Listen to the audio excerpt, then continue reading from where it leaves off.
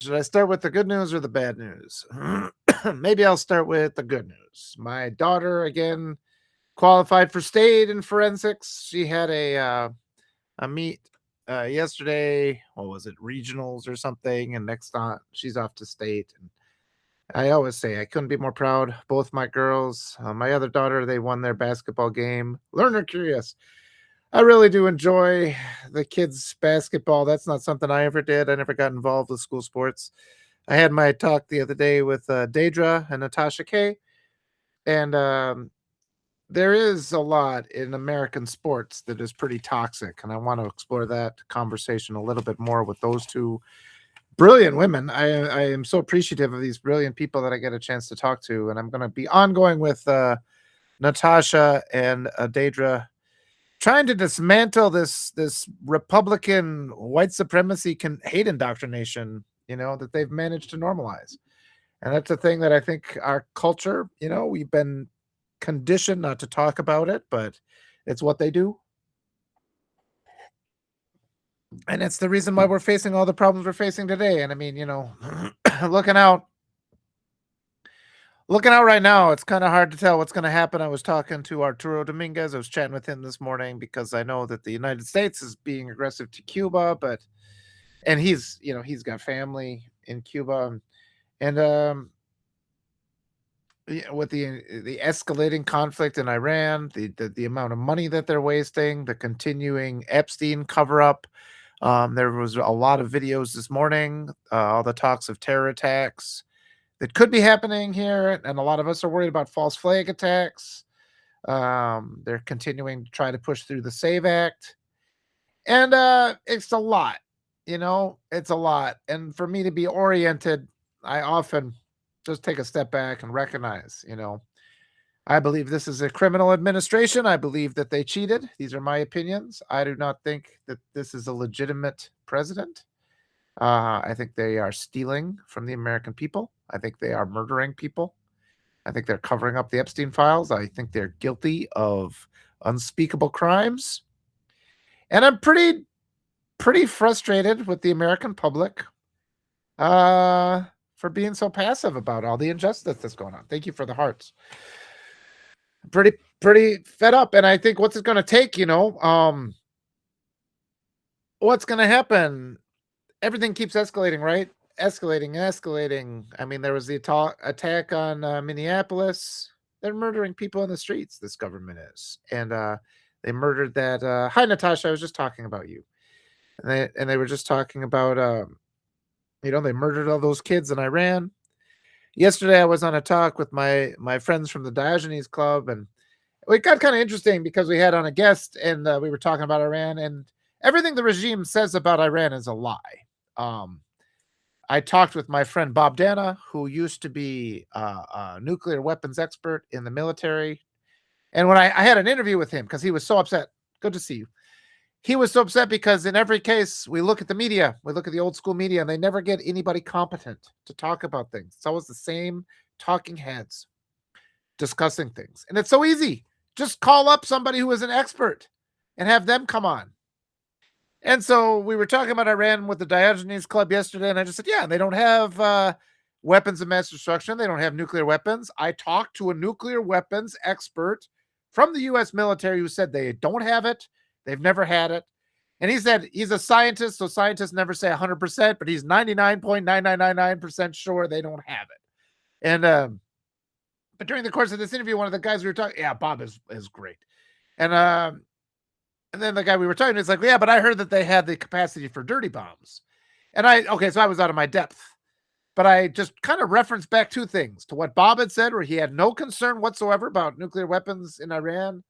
And then my understanding that everything that this administration says is bullshit, and you see this and everything they do.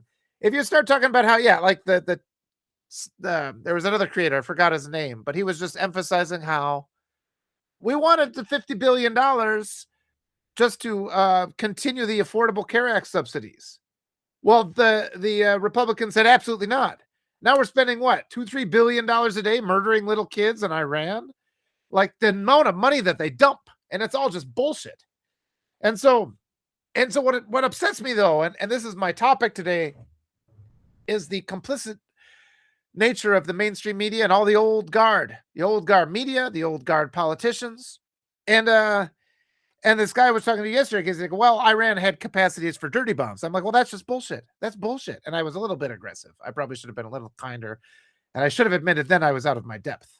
But I'm just at the point where I've kind of reprogrammed myself. And it's just everything the Republicans say is bullshit. And just this lie, let's deflect. They had no reason whatsoever to attack Iran. They had no reason for that whatsoever. They murdered all these kids. We're the bad guys. We murdered a bunch of kids. Our country is an evil country who murders kids and protects pedophile. It's just a child rapist. You guys, you have to just accept the consequences of that. We're in this country, but 50 years from now, we are the scum of history when they're talking about us. The things that they're, and it's up to us. We have a chance to save ourselves, but we have to hold the evil people accountable. But anyway, this person was saying, yeah, well, they had the chance for dirty bombs. I think that's bullshit. I don't think that's true. And that's like my nuclear expert says, you know, he wasn't worried about it. So I then I wrote an email to Bob, and I'll publish this later. I just asked him, what are dirty bombs? And he's just like, well, he's like, the dirty bombs usually are used from the radioactive material you find in like hospitals. He's like, it's not a weapon of mass destruction. It covers a very small area. If there's radiation involved, but it's not what the regime is saying it is. And it would have absolutely nothing to do with the enrichment centers. He's like, they don't use the weapons grade uranium for something like that. So that's an irrelevant argument. So I was right when I said, yeah, that's bullshit. And the thing we all have to remember is to just never, never, never take Republicans at face value, ever. Never, ever, ever take Republicans at face value. Absolutely everything they say is bullshit. And they just kind of depend on us. They just, once you pressure them, they start throwing out text. Oh, you know, but there's dirty bombs. It's like bullshit. There are not. You guys are the aggressors. And this is why I keep trying to emphasize,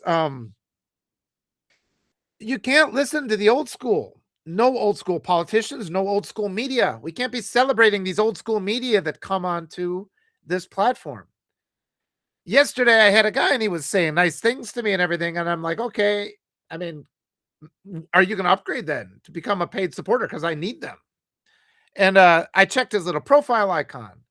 And he was supporting people like Acosta and just a whole group of people. And I was like, go look at Jim Acosta's. I mean, he's probably doing decent work, but look at his net worth. He's like worth $5 to $10 million, according to what I saw. That guy's not going to help us. Do not support the people who are worth $5 to $10 million. You need to support the up and comers, the new voices, the people who are willing to say the things that the old school media and old school politicians keep covering up. Because I do, but I think, what bothers me, Natasha, is that people will support a guy like Jim Acosta and then not support you, for example. Everybody who is supporting Jim Acosta should be supporting Natasha instead. And I think we do. It's, and I'm getting into that place where I don't even argue about the Republicans anymore because they're just so extreme. What bothers me, I think you may keep the chats closed unless you pay. Yeah, she gets me. And I appreciate this exchange in the comments. But I mean, we do need this massive, because what I encounter, we need this massive ideological switch. We saw what happens when people cancel their subscriptions. Jimmy Kimmel comes back on the air. We have that power, right? You know what? I don't think we shouldn't be giving our money to any big name. Absolutely zero. The ones that are worth millions of dollars, there are people like, I need my supporters just to survive. You know, I'm not sitting on $5 million in the bank. I'm not sitting here pretending, hi Murphy, I hope everything's okay where you're at. I hope you haven't seen any violence. Yeah. And it's like because what's going to happen is we're looking at the complete collapse of the United States. Our money is not going to be worth anything. You know, the markets, it's just a matter of time for the markets to collapse. Yeah. Natasha says, I don't trust anyone fully though. The people we can trust, or at least what we should be doing deliberately, is supporting Natasha K, support Arturo Dominguez, support Nick Paro. There's people that are not, they don't have anything to gain by maintaining a status quo that doesn't work for us. And honestly, even people like, you know, you're not seeing, like later on today, I got to get this guy's name again. I'm going to interview a congressional candidate. Let me just pull up his name real quick. Another progressive, Robert People. I think he's running in Florida. And here's what I'm doing. I've been telling everybody I've been doing this. I've been just using my platform, that I built up. Murphy says he's all good. A few rockets. Oh, damn. Well, I'm sorry that you have rockets near you, Murphy. It's all hitting too close to home. I mean, I think we're going to be looking at false flag attacks in the United States too. So stay safe. Everybody stay safe. Love to everybody. Yeah, but later on today, I'm interviewing a progressive candidate of Florida, Robert People. And these are the people the DNC is deliberately working against because they don't want to see a threat to their power. But consider this. How often, I mean, I've interviewed a lot of progressive candidates, all these candidates that are running against corporate Democrats, right? They're like, no, the people of this district should decide. I know you have an anointed candidate. I'm going to run. And these primaries are vital because the primaries allow candidates to canvass the district and get people excited about the idea of voting and let them know what's at stake. The messaging. The DNC fails on the messaging. I interview these candidates. Is Jim Acosta interviewing, people like Emily Berge or Francesca Hong? Is he? I mean, all these people should be doing it. Heather Cox Richardson should be doing that. Everybody with a platform needs to be amplifying the voices of these progressive people who are speaking out against the status quo. And you can't be supporting millionaires who are just using their platform as if this is a moment we can just kind of swim through and get through. And then they'll continue to be rich, profiting from this exploitative system. Yeah, and Natasha, anyone the DNC is against should make our ears perk for good reason. But I want everybody to consider this. I mean, Heather Cox Richardson, she should be interviewing Emily Berge. And damn right I have the right to pressure her to use her platform for that. Because a lot of these people are still so insulated. You see people that are so insulated. I mean, Natasha's on the front lines. My wife is an immigrant, so I'm on the front lines. We have all the wonderful trans people that I've met on this platform, or the kindest people. They're all on the front lines. They're getting slaughtered. And when was the last time? And maybe maybe these people have done this, but I just haven't seen it. I haven't seen Jim Acosta interview, an up-and-coming progressive candidate who is running against the interests of the DNC, because I think they're all complicit. You just go and search before you pay somebody, right? Before you support their webpage or their newsletter or whatever, just Google search them and see what their net worth is. Just do it. And if they're worth in excess of $5 million, don't give them any money. It's pretty basic, And I had this the other day where I'm just like, why are you supporting all these people? They're all millionaires. He goes, well, I don't know about millionaires. He starts off like that. And then my response is, then shut up. Then shut the hell up. If you start your statement with telling me about the things that you don't know, then shut the hell up. It takes 2 seconds to go to Google and go check to see if the people that you're supporting have millions and millions of dollars. And then we just have to peel back these layers. I mean, these conversations I've been having with Natasha's really opened my eyes a lot. And I mean, and the one we had with Deidre the other day too, and I'm still reflecting on these things. And I also feel like Natasha's being very brave in the things she's saying lately. And it helps us. We validate each other. Yeah, well, you're really coming on, Natasha. And we validate each other. We have to get over that pressure, because everything the establishment does is they say, well, you're down in these lower levels because something is fundamentally wrong with you. And that's the attitude that makes people go and support the people that are already multimillionaires. Support the regular people. Support the regular people. That's what you have to do. And I mean, how much strong? I mean, this group here is the group that already does it. This is my core group of supporters. But I want everybody to just take this message and go with it, and just encourage others to stop just passively enabling this oppressive system that is killing us. Because we are all, the way it looks right now, unless something is done, unless the criminal regime is lawfully and peacefully removed, we are all going to die, is really what it comes down to. The aggressions of ICE are getting more and more out of hand.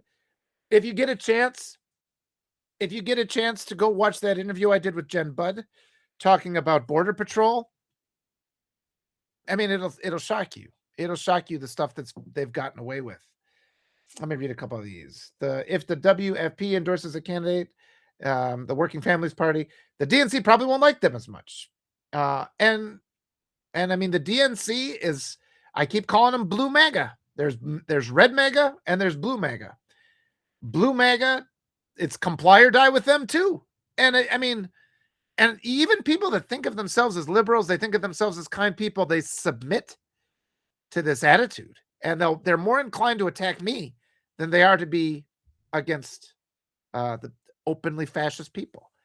And you know, and the big question, it's funny because they'll say, Walter, you know, our biggest threat, excuse me, our biggest threat is the fascists, it's MAGA. We'll worry about cleaning house after they're defeated. And that is the wrong thing. That's exactly the wrong thing. You have to clean your house before you can mount an effective resistance. And I mean, the temptation is to act like, oh, let's just do the easy thing. Let's just go after MAGA. But unless you remove the corruption within the DNC, we will fail. And look at every single, blue anon and blue dots. I like my term blue MAGA. I think that's a good one. But those are, but I do want to emphasize they are the same. I mean, you look at what the DNC says, their messaging is the exact same. People like Genocide Schumer, start calling him Genocide Schumer. Genocide Jeffries, call him that. These guys that have taken millions. They've taken millions from AIPAC. And how does that money get there anyway? The U.S. subsidizes Israel, and Israel turns around and uses that money to buy politicians? That seems like, Epstein's Schumer too. Yeah.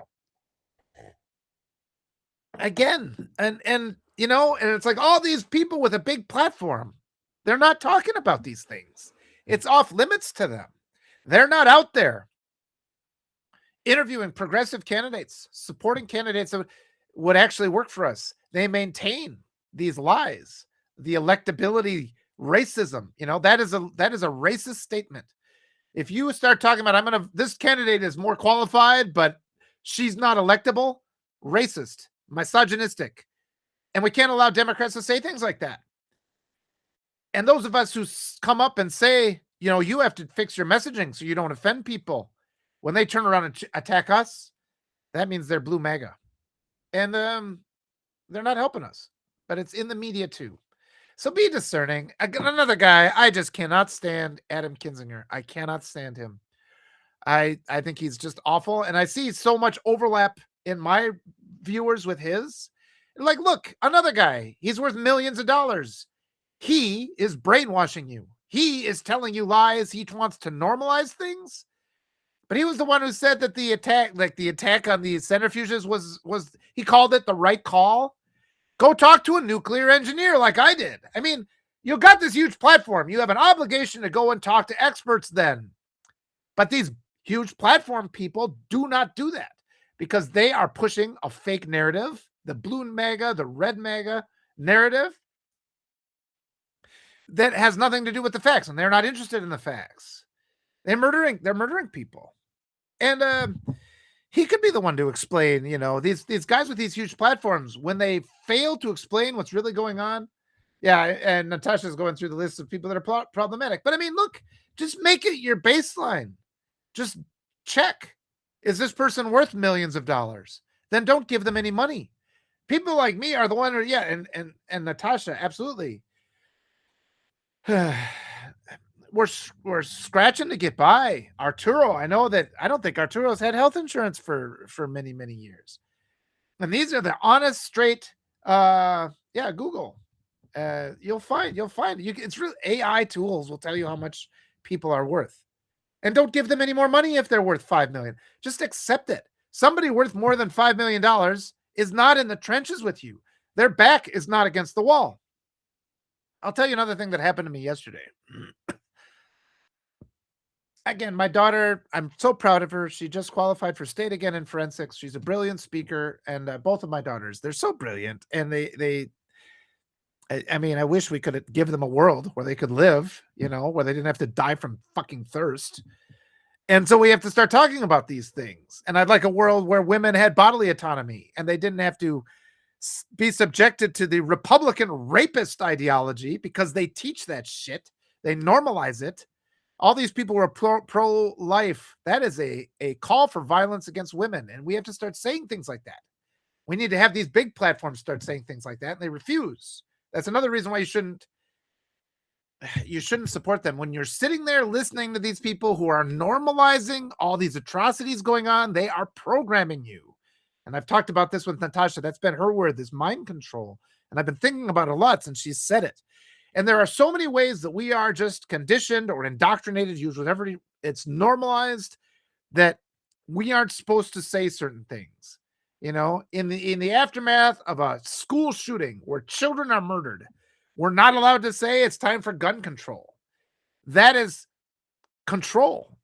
And and all the old school, all the old guard media and old guard politicians, they contribute to that, they maintain it. And we are never going to have progress until that ideology is pushed aside. And people who are brave and bold and willing to speak the truth and demand certain things are given more of a platform. But the blue MAGA, the establishment DNC, they deliberately suppress us and silence us. And then I get these passive people are like, well, I don't know anything. I don't know how much somebody's worth. And they're like, this is the problem with the creator landscape. You know, there's so many valuable people out there. Yeah, so be discriminating. Support the smaller creators first. You know, basic. You got to speak harshly about it to people, but you got to get them to wake up. But yesterday, 9:00, I went to pick up my daughter from forensics. On the drive home, we got pulled over. And I'm like, okay, are we going to both be shot? You know, we got pulled over. I hadn't done anything wrong.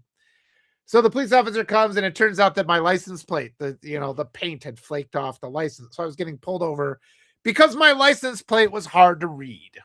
You know, are you fucking kidding me? Go arrest some fucking child rapist, you asshole. But, you know, I was giving him my information. I had my dog with me. So I'm like, shit, you know, he's going to say the dog's attacking him. He's going to shoot the dog. He's going to shoot all of us. He's going to notice my daughter looks like an image. This is the kind of shit we're thinking about. This is the terror show we have to deal with in the United States. I don't want any fucking police. Let's defund the goddamn fucking police. He's pulling me over because he can't read my license plate. I didn't do a goddamn thing. Pull me over if I do something wrong. And like, if you see me, you know, speeding or something, just pisses me off. But then it's like, I was reflecting on this and it's like, okay, I'm at the point now, or I'm old enough now where it's like, you know, I could use more money. It would be easier, but I'm not at the point where it's like, shit, is $100 is going to make me like just freak the hell out. But just consider how many people in our society are at that point. You get pulled over for some bullshit like that. You get hit with $100 ticket or whatever, and you're just fucking freaking out for the next month, and you can't do anything, and you're crying, and you go home and you have stress, and it makes you physically sick. Just issue me a new license plate every 3 months or whatever, instead of using $50 billion or every 5 years or however long it is. Just automatically reissue it.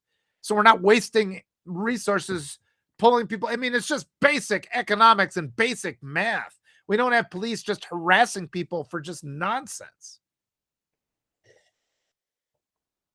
But yeah, the guy pulled me over, and you know, fortunately I had all my documents there. Here's another thing I tell everybody. Make sure your registration and your proof of insurance is tucked into that little band in your visor on your, you know, the sun visor. Tuck it in there. And the reason why is this. If you put it in your glove box, when the police officer approaches your car, if he finds you reaching into your glove box, he can say, I thought he was going for a weapon, and kill you. That's the fucking United States.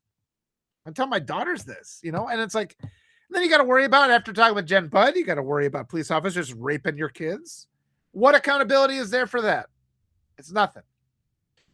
But I mean, you know, all this was going through my head. And it's like, my daughter just finished. It was late because she had this meeting. She is a high-performing student. Now we got to waste our fucking time. It's like it was 9:00. I want to get her into bed so she can rest, so she can go back and be a high-performer. She's never done a damn thing wrong in her whole life. And this police officer has to inconvenience us. Send me a letter. You don't have to pull me over and tell me that shit. Oh, sir, please renew your license plates. Send me a bill. Send me the license plates and send me a bill, and I'll pay it. You know, but don't waste my fucking time pulling me over. Pisses me off. I mean, and people get killed over this shit, and nobody talks about this shit. I should, yeah. I mean, anybody can. Jim Acosta should have me on. I'll talk about this right now. This is why we need to defund the fucking police. Has Jim Acosta interviewed Jen Budd? Has he? He needs to inform people the reality. And if he is not, he is enabling this shit. There is the overt enablement, and there's the passive enablement, and then there's the opposition. And when you choose who you are going to sponsor the opposition, because the passive enablers are just as bad as the overt fascists. I swear to God.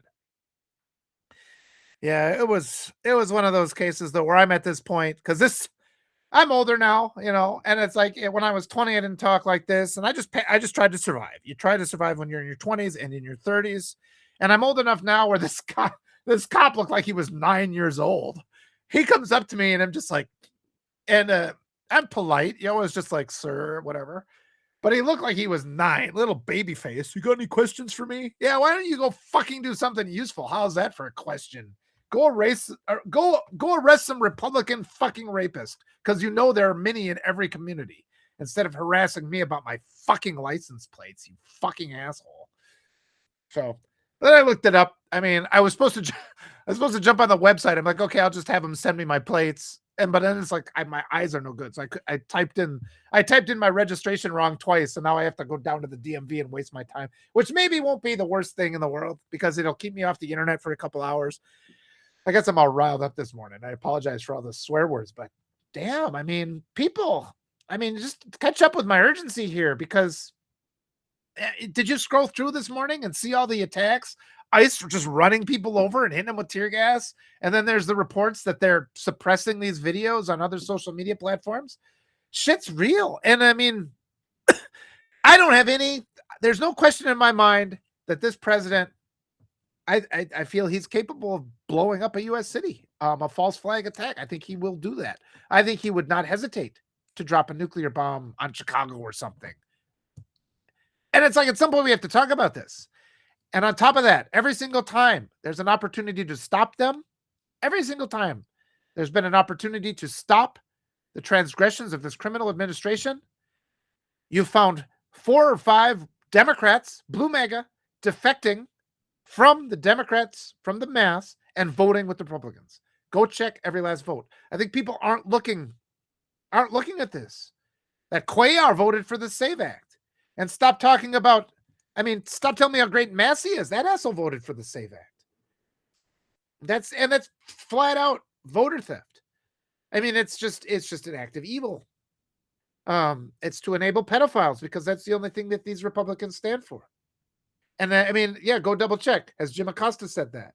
Have all these other blue or purple checkmark people on Substack, have they said that? They're not. I don't think they're doing it.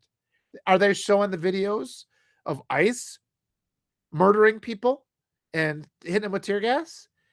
And this is why the American people have not yet been roused. Because if you're passively going through life, you're, well, I don't know anything about that. I'm sure it's just fine. They're coming for you. They're going to kill you at that point. You have to wake up and recognize what's happening. So let me read a couple of these questions here. Neurodivergence says, Mueller, she wrote, I was just asking for clarification. Okay. I don't know that one. I haven't checked that one, but yeah, I'll trust you guys. I just check to see if they're worth $5 million. And if they are, that's a no-go. And that's an arbitrary thing. It could be 1 million. Pick a number and support people who have a net worth of less than that number. That's pretty easy. If you're looking for a way to figure out, and just stop with this conditioned belief that people who have millions of dollars are good. People who have millions of dollars are evil fucking bastards. Every single one. That's my opinion. You have to work with people you disagree with. My opinion is that, so respect it, please. People worth multiple millions of dollars are evil fucking bastards in every single case. I want that stated every single time. I don't want people coming at me. I deserve to have my belief. That's my belief. Respect it. Respect it. They're evil fucking bastards. I want that stated. So don't support them. Support the people that are working hard and who are willing to say the truth a little bit. Kenny says there's no limits to this depravity. There's not. We've got.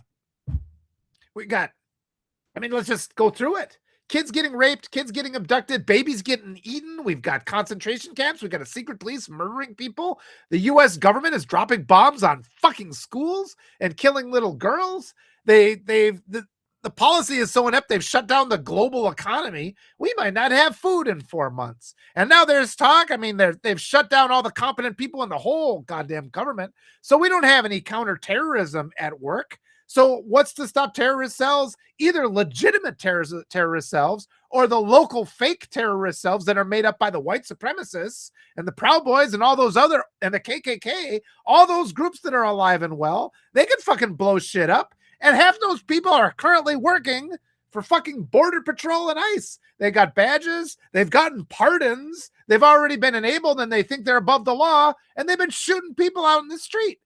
And so, it's like, you need to be listening to the people that are talking about this. And it's like, the concentration camps, and I've been saying too, they've been rounding up Christians.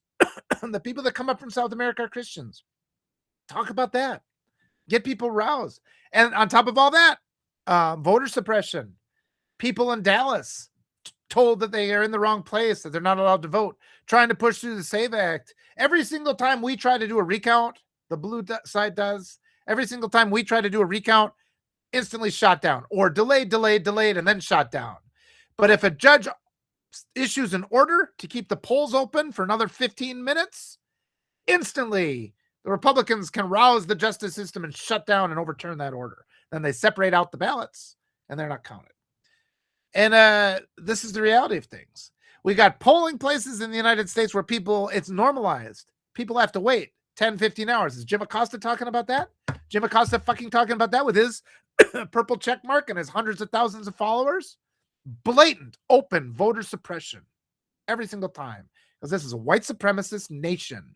This is a terrorist nation that is blowing up schools, killing little kids. Then you got fucking people like Adam Kinzinger saying, well, that was the right call. Fuck him. What the hell's wrong with him? He's a Republican. Number one, folks, do not give any money to Republicans. Please stop with this bullshit about how some of them have seen the light. That's fucking bullshit.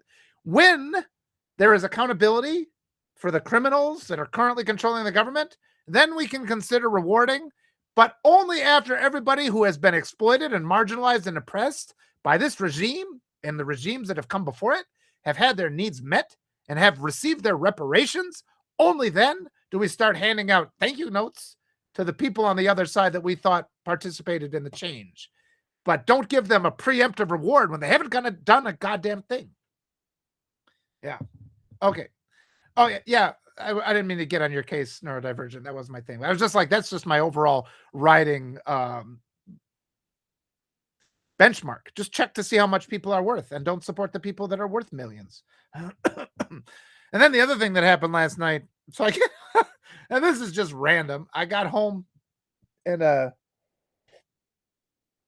go to put the dog out for the last time and it's like, thank you, neurodivergent. I get all riled up, and I don't mean like I'm screaming at you guys. You guys are my core group. I love you guys. I just am getting riled up in general, and I actually just want to set a baseline. So how angry you? I'm like, give you permission to be this mad. Okay, be this mad if you can, because it's easier to be mad now than it is to grieve the death of all your loved ones, which is going to happen.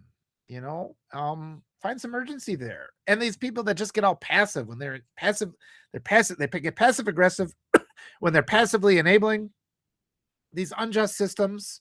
We have to stop it. Thank you, Fat News Daily. Thank you, Kenny. I love these lovely comments. You guys help me a lot. But here's the other thing that happened. It's unrelated to anything else. This is just life now. So I go to put the dog out for the last time. He knows. I brush my teeth. The sound of my toothbrush, the dog's like, oh, it's time for me to go out one time. So he goes walking to the door. I open the door, and right as I open the door, the electrical wire going into I'm like, it was fireworks. I'm like, why is somebody setting off fireworks? Oh, and then I realized, that's not fireworks. That's the power line to her house was rubbing against a tree, and it must have rubbed the casing off. So it was exploding, and then like, fuck. And it's just like, I'm sitting there looking at this, and you're like, because I told her before, I'm like, this tree is rubbing against your power line. That's the power line to your house. If that goes out, your furnace goes out. Your house is going to freeze. That's kind of You should have that. But again, costs like $600, to get a tree taken down, and you want to get a professional to do it. Otherwise, you're going to drop that tree on your head and it'll kill you. But I mean, people can't afford this, and she's a elderly lady, and I know she works up at the gas station. So, I mean, she can't be making much there. So it's like, I know she's got her son. He's a carpenter or something. So he probably would have been capable enough to take that tree down. But my rule is I do all the stuff around my house, but I stay away from the electric. I mean, I will occasionally switch turn it off, change an outlet or something, because my house is so old. But stay away from the electric. I mean, people are the economic terrorism. It ends up with people getting killed because they can't afford to hire an electrician, and then they mess with stuff and they die. And that's the kind of cruelty that we live with all the time. Anyway, so her power line to her house was blowing up all last night. The dog freaked out. He had to run up. He slept with us upstairs. I think he had a tough night, just because I think that electricity, probably prior to the explosion, I bet it was setting off some noises only he could hear, because he was not having it. He came upstairs, poor guy. He was all stressed out. And I saw in the night, it wasn't that cold last night. I mean, it was below freezing, but just a little bit. And I think a house will stay warm. It won't freeze with one night like that. I was a little worried about her, the neighbor, but they had candles on and things. We were just paying attention. And then in the night, the electric company came and they were fixing it, so they got it set up again. Just all this stuff. It just all piles on. Okay, Ann said, I wish everyone would get this mad. It pisses me off. People act like nothing's going on. And, I'm so mad at the blue MAGA and their bullshit, their failure, and their refusal to stand up when there's clear voter restriction, vote suppression. They never do anything. They're just like, well, now we have to just ongoing, and it's just in 2020. In 2020, we gave the Democrats all the power they needed to stop this. They could have saved all those lives. They had the House, they had the Senate, they had the presidency, and they just didn't do it. And that was blue MAGA. Blue MAGA just sailed by, didn't get anything done, didn't hold these evil people accountable. And all you have to do is start arresting people when they break the law. And they break the law all the time. All you have to do is investigate these elections and arrest because white supremacists are, it's pretty clear about 30% of the people in the United States. Just look at the current approval rating of the guy in the Oval Office. That is the number of white supremacists in the United States. And these are the people, they have nothing else in their lives. And this is why you can see, like, all the political offices, state level stuff, doesn't pay much, couple grand. It's a waste of time. It's a huge demand on your time, especially if you're an educated person. Be on school board or whatever, because it doesn't pay anything. But they have this huge population of white supremacists who have nothing else in their life. And they are the ones who infiltrate all these lower levels of government. And they have that infrastructure in place. And that's why we're fucked. And we need good, honest, rational, reasonable people to go into those offices. And it's hard right now, because if you were to run for one of these offices where there's like 10 other people already in place, you will be the one rational voice facing 10 evil voices, and that they are all going to come together and pressure you to leave. And so the valiant people are these people. And that's why I say, forget about the millionaires. The people that need your support are these people that have no money, who are taking like a $8,000 a year job as an alderman, whatever that means, like a town alderman. And they're getting pressured and harassed every day because they want to get another white supremacist in that role, because white supremacy has an endless amount of funding. They got $100 million to give to no talent hacks like Joe Rogan, who made his money forcing people to eat plates full of maggots. People like Charlie Kirk, who preaches hate. And, those of us who just kind of hunker down and it's like, I'm just going to work hard. You have to start remembering we have to take back our government. All right, let me read some comments here. Victoria says, you're so right. I myself am kind of sleepwalking and need to rile up more. We've been taken over by fascists. We're taking over by fascists. Yes. And I mean, I don't mean to attack you, Victoria. And everybody's got to be safe. And again, I'm always talking from that position of privilege as a 50-year-old white man who's 6 feet tall and 220 pounds on a good day. But I'm a physically intimidating, and like that cop was kind of afraid of me last night. That was weird, but I'm old and crusty now. So it's like, well, that's why it's important for me to get all riled up. Because people have been indoctrinated to listen. That's that part of that is white supremacy conditioning. When an old white man gets all riled up, fucking white supremacists listen. So okay. And this is a case of, not that don't be like them. It's I think it was Deidre said it the other day. You got to use your privilege for good as we deconstruct that system. So I'll continue to get riled up, but all you guys out there, don't feel pressured. Do what makes you feel comfortable, and you have to stay safe. Be safe first. That's the most important thing. Yeah, Goblin. Okay, yeah, I'm not gonna read that. Danette said, "I agree. It's time for all of us to stand for what is right. Step away from center safety." Yep, and even calling it center, it's a lie because it's never been safe. The center is just fascism later. Take a stand. Swear away. You are safe to emote here. Thank you, Danette. This regime are scary, extreme, and evil. They're capable, and they've already committed extreme atrocities. They're hoping for Armageddon and the second coming of Christ. And it's white nationalism, which is white supremacy. It's the defilement of Christianity. It is the rotten branch on the tree of Christianity, the genocide branch, and they want to kill all other versions of Christianity. They talk about things like toxic empathy, and they're just going to murder anybody who doesn't think like them, who doesn't look like them, who doesn't speak like them. And once they've killed all of them, they'll start eating their own until humanity is gone.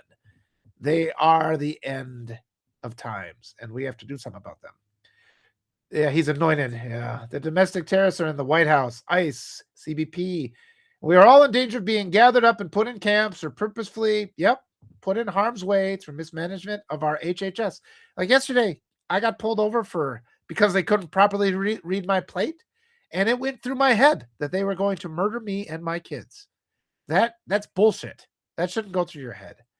That's fucking bullshit. Bombed by our government, they will blame Iran. The MAGA regime knows the orange turd is sickly and dying. Their plan is to make him a martyr. It won't matter if he dies of natural causes. They will blame Iran or the crazy left, and it will be more powerful. I think when he goes, but I mean, we can't just wait. There's stuff we have to do today. Yeah. Neurodivergence says the center moves with the Overton window. Yeah, and I mean, there is no center now. We're just, the entire United States is so far to the right. I wrote a story about that. Hi, Eric. Good to see Eric. Victoria says, I just feel like I do not need to be more angry. When people ask, how are you doing? I need to say, I'm not well. Yeah, I say that. I say my family is in distress because I don't think we're going to survive. It's like 50-50 that we're going to die because the U.S. government is targeting us. So there's days, and Victoria, our emotions are like that. Sometimes I'm riled up. Sometimes I'm sad. Sometimes I'm resolved. It's a lot of different things. So emotions are fluid. Trust your instincts, though. Your body knows what to do to keep you alive. I'm not well at all, considering we are taken over by a terrorist regime and child rapists, and yeah. All right, see you, neurodivergent. Chris says, I think about bombs falling on my house. Yeah. Eric says, it's the worst TV reality show in the history of American television. What's new? Just put stopping in Philly before heading to, oh, you're flying again. Well, be safe, Eric. And yeah, I mean, I'm a little nervous. I've been wanting to take my kids. I don't know. I want to take them. We want to get out of here just to visit the family in South America. We haven't seen grandma for a couple of years. But it's just scary. Is the U.S. just going to go and blow up the country we go to? I don't know. And just that fact, the passive way people still are about it, where they're more likely to get mad at you. People are more likely to get mad at you for calling out rapists than they are about the rapists themselves. And that's pretty sick. That's pretty sick when you sit and think about it. Yeah, like I said, later on today at 1:00, I'm talking. His name was Robert People. I hope I wrote it down right in my notes. He's a candidate for Congress in Florida, I believe. So we can tune in and listen to him. I'll post some of these things to him. And if we could get rid of, we got to get rid of Carville. I mean, just putting that pressure on to get rid of Carville because he's doing so much damage. Eric says, pick one with a lot of white people. Yeah, then you're safe. Yeah, but that's not where grandma is. So yeah. Yeah. That's another thing. Maybe that's the next line, that's the United States, the racism of this country. It's just so sickening. The American people, They've seen these schoolgirls get blown up, but because so many Americans are racist, they just don't even care. And that's one of my hello, Polly. That's one of my ongoing discussions. This whole mechanism, I've been reflecting a lot. These conversations I had this week were really good. That one with Deidre and Natasha, when we would just want to sketch out and dismantle, the anatomy of the white supremacy mind to exploit their weaknesses and their vulnerabilities and undo them. And the thing that they're afraid of, what are white supremacists afraid of? What they're most afraid of is being discovered for being the inept and weak and worthless uh, things that they are. They, and you see it, you've seen it, you saw evidence. This current president is still complaining about the 2020 election. And that's another thing. It's like Republicans incessantly complain about election fraud. And the Democrats never just pivot on that and say, well, they claim election fraud, so let's do some recounts. Let's work with them. They talk about working across the aisle, but we can do that to our advantage too, Oh, yeah, they talked about election fraud. Let's recount this district right here. No, says the Republicans. And that's what, hey, there's Jen Budd. I was just talking about our interview this week, Jen Budd. Yeah, against the wall. It was eye-opening talking with Jen. Another thing I've been reflecting on. And it's just these wonderful, brave people who are out there, people like Jen. These are the people to support, the people that are telling you the truth, that is not popular, but it is true. And it empowers you to take the actions that are necessary and legal and lawful. We still have plenty of legal and lawful options. But when Democrats are voting with Republicans to further their fascist agenda, there have to be consequences for that. They have to be kicked out of the party. What does Eric says? Moving the money offshore to protect the sovereign wealth so we can't legally get to it to hold these people accountable. Well, Yeah, I wonder if I think we can, the sovereign wealth doing that. I mean, trying to collapse the dollar and change everything to crypto. And thank you so much, Jen. You're so sweet. I appreciate that. And yeah, later on today, there's a couple more that Lisa Hamline. I'm gonna have to get her in touch with Jen, and just the more we can do, and like this candidate I'm talking today, I keep getting his Robert People. I bring it up to him, and just we have to normalize. And it actually helps me talking to you guys because so much of this language I have to push through those barriers. Because we're just supposed to pretend that there's like a sense of decorum that we're supposed to follow. And that whole idea of decorum is designed to keep us from saying the things that need to be said. Yeah, Walter's in a mode when not chair dancing. When I get with you guys, I get a little bit goofy sometimes. But this is me early in the morning. This is normally what I used to do is I used to go out with my phone and just rattle off these things, just all the stuff that's on my mind. So you guys get the whole download in the morning when I'm all riled up and angry. Eric, you weren't here yesterday. As I was picking up my daughter from forensics, we got pulled over, and it was because the police officer couldn't read the plates.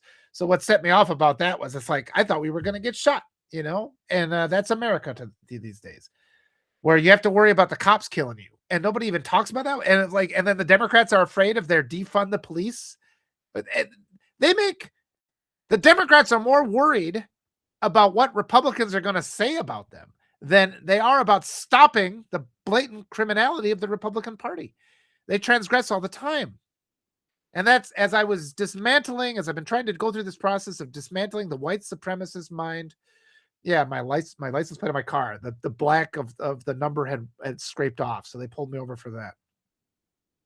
And as we dismantle the white supremacist mind, they don't believe, and I'm telling you this, having grown up, as I always say, I grew up in a log cabin that my parents built, like in the middle of nowhere in this conservative community where you're indoctrinated with white supremacy. And one of the things that was taught and drilled into me was laws are not to be obeyed.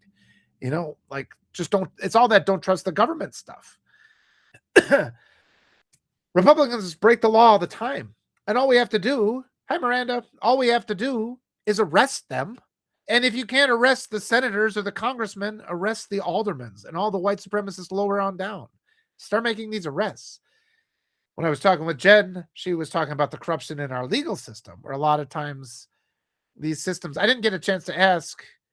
As long, I guess this is speculation, but I guess we know that there are some people that you can commit crimes against and some people that you can't. And that's actually a thing about white supremacy too, where, you know, that's something I learned growing up, where I would fake it. Like, it's a mafia mindset. And I would fake when people would bully me. I'd just hit back with, nope, you better not. And you have to be absolute confident.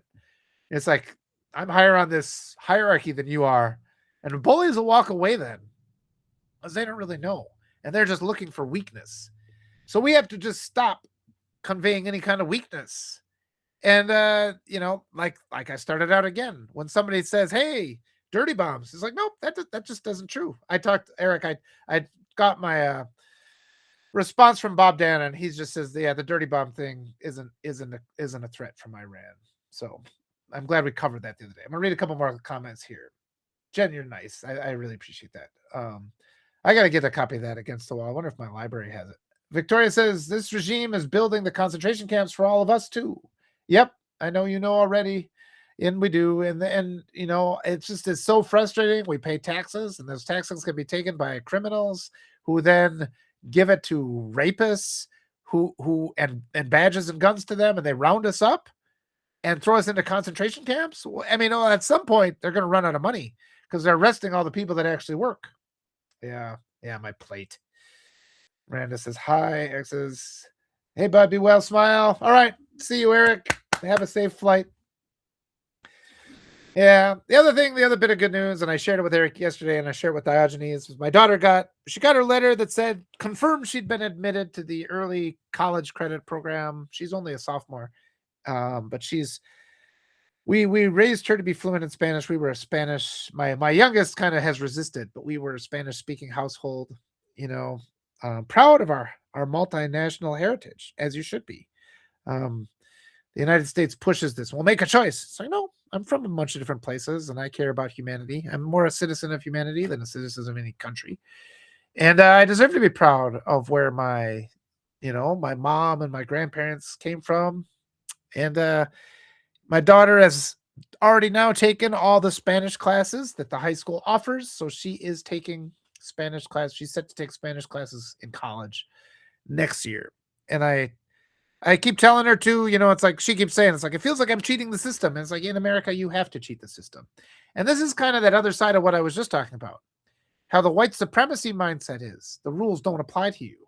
But our mindset has to be to have to get around these unjust rules somehow. And a lot of times, you got to get out of that idea of binary thinking, where just because the right goes this way, the left should go this way. It's like, that's just reactionary. And the world is not a straight line. So they try to oversimplify everything to get us to just to contain our effective reactions. And when it comes to my daughter, it's like, we have to get you a degree and not pay for it. That's my goal. And I've been telling her, I'm going to navigate you through this. I don't want you to get into any predatory loans. I mean, I want you to be educated, but the education you're going to get is whatever education is free. And then once you have that education, you can continue, get other degrees, get another 12 credits once you start making your own money.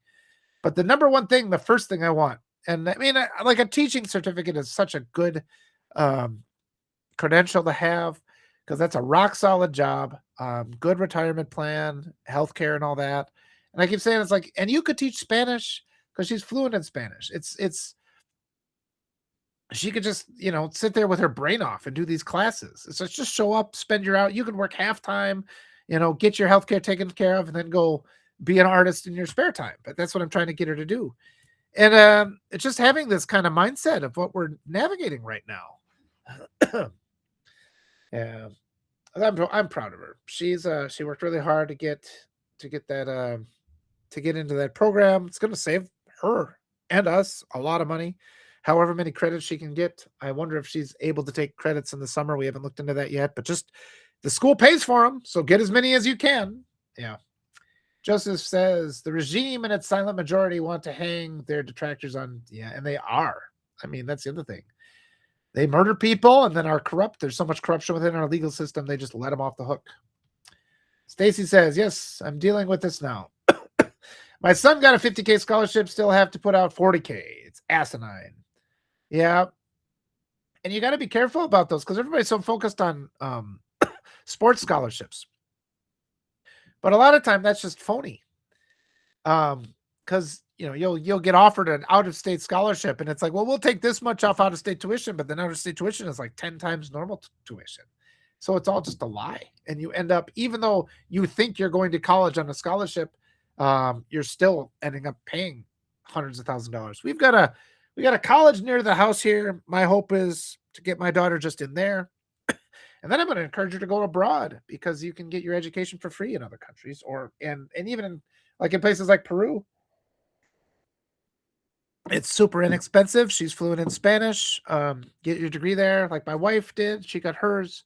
She got that degree accredited and is a teacher here now in the United States.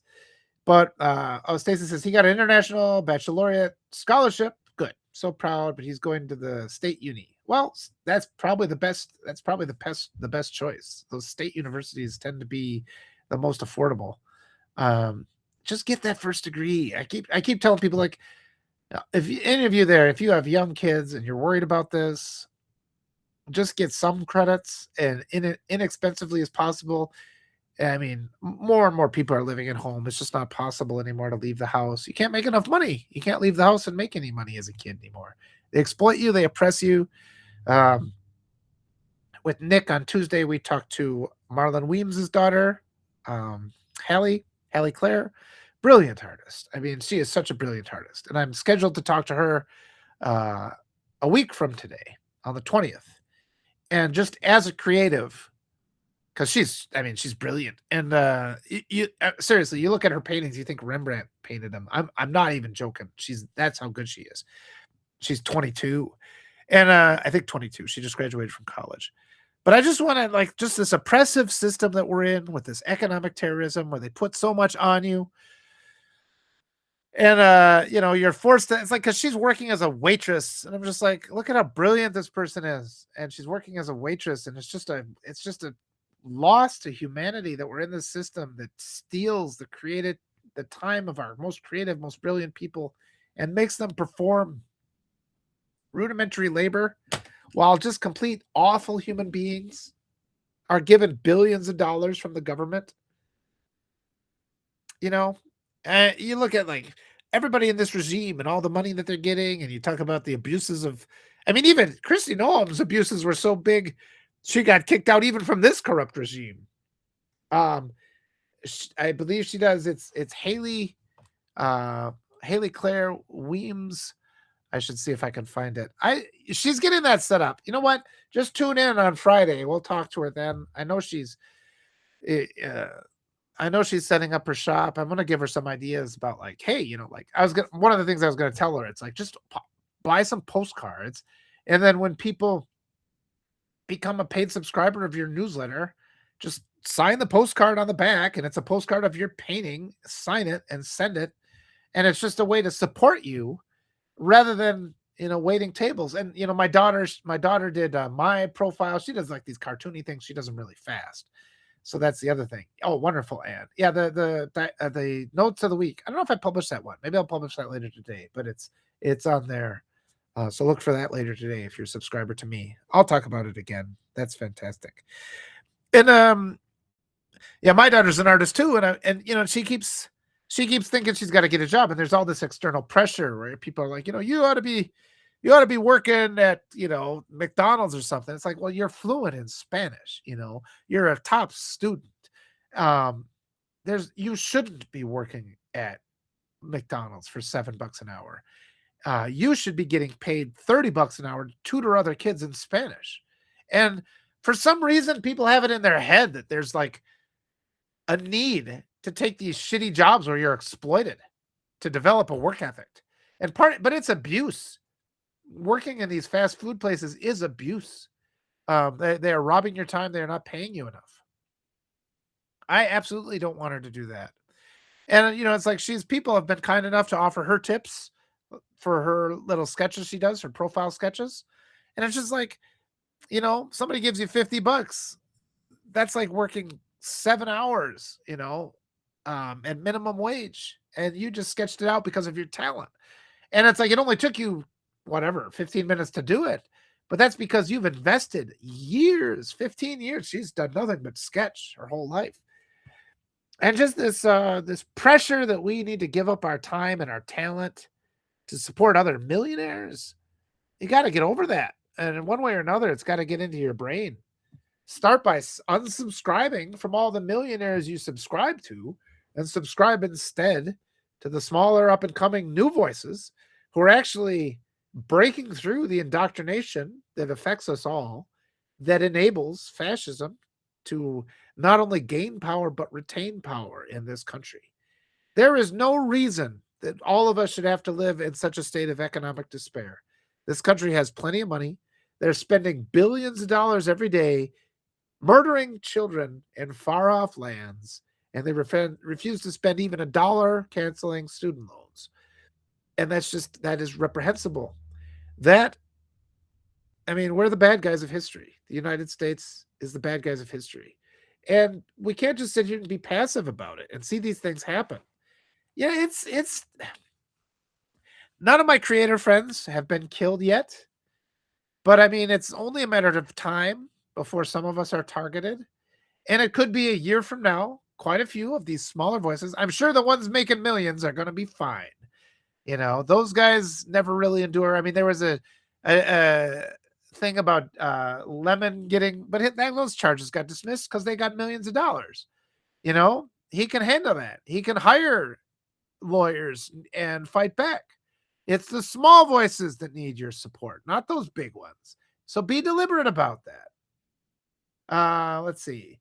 MLR says your daughter could probably get a PT projects online at min 35/hours. What is that? Tell her to check out remote work sites. Same with the bilingual ability. P/T projects. I don't know what that is, but thank you for that. Give me some more details on that. That's interesting. She's so busy right now.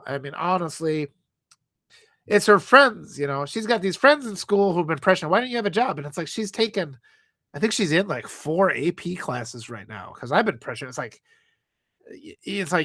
It's foolish for you to waste your energy 2 hours a day after school at some fast food restaurant when, it's like you can, and a lot of families, and these aren't necessarily families that are hard on their luck. They're families where their kids have enough money, but they got this idea that, well, you got to get a work ethic by working some shit job.